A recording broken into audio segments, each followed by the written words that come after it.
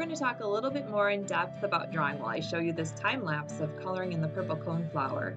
Even though I'm using color, I'm still looking at my reference photo as much as possible and using the crayons to draw in the shapes and lines. I know I told you to look at the details, and that's the key. However, start with the biggest shapes first, or the most obvious details. For example, in this drawing, I started with the oval shape on the top of the flower where all the stigmas are. That's the scientific word for those little orange and yellow lines at the top of the flower.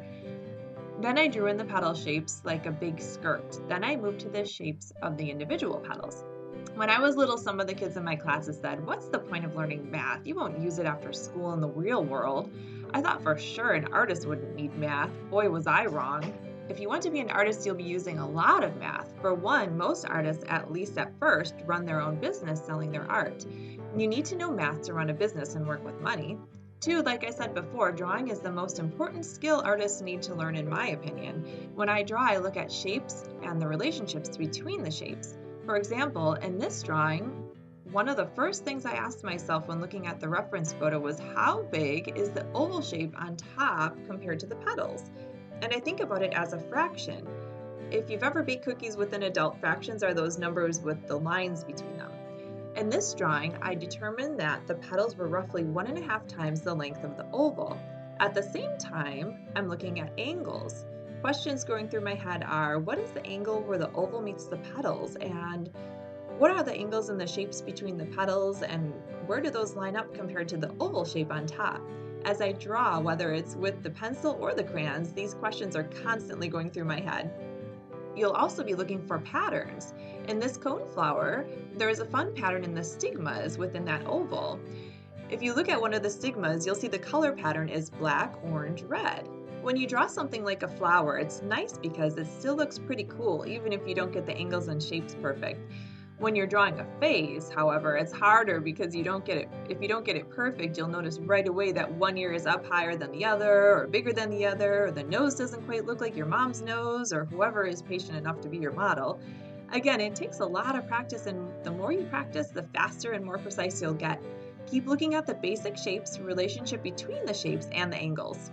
Now, I want to point out that I did make a mistake when I was coloring. When I was working on the green stem, I accidentally put some darker green on the right side of the stem where it was supposed to be a lighter green color. My crayon wasn't sharpened, so it colored where I didn't want it to.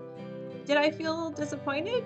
Yeah, I did. I tried to fix it, but since, pro tip, you can't erase crayons, I wasn't able to do it, and that's okay. We make mistakes in art and in life, but we just keep going. We learn from our mistakes and we just do our best. And you might be looking at this and thinking, really, Laura? What mistake? I didn't even notice. This drawing is way better than what I can do. We think our mistakes are big, but most of the time people don't even notice. Just as you are unique and so is your art, you're not perfect and neither is your art. Our mistakes are part of what makes us unique and our art unique. I hope you can learn to love the parts of your drawing that are beautiful, the same as you love the parts that are mistakes or not quite perfect enough. I did a commission for one of my best customers a few years ago. The piece was just about finished and I was putting on the top layers of varnish when I pressed too hard and darkened the paper in a spot. I tried to fix it, but the more I tried to fix it, the worse it looked. I was so embarrassed that I pointed it out and apologized to her and told her it's going to take a little longer to complete it since I need to fix the paper. To my surprise, she said that it made it even more special. She's Native American, and she told me that some Native American artists put a mistake or flaw in their art on purpose to make it look more beautiful and more human. Now, I don't intentionally put a flaw in my art, but after she told me that, I don't worry so much about making little mistakes anymore. Thanks, Christina. So love your beauty and your flaws in yourself and your art. We are all human and make mistakes. And pay attention in art class. I mean math class. I mean art class. Well, you get it.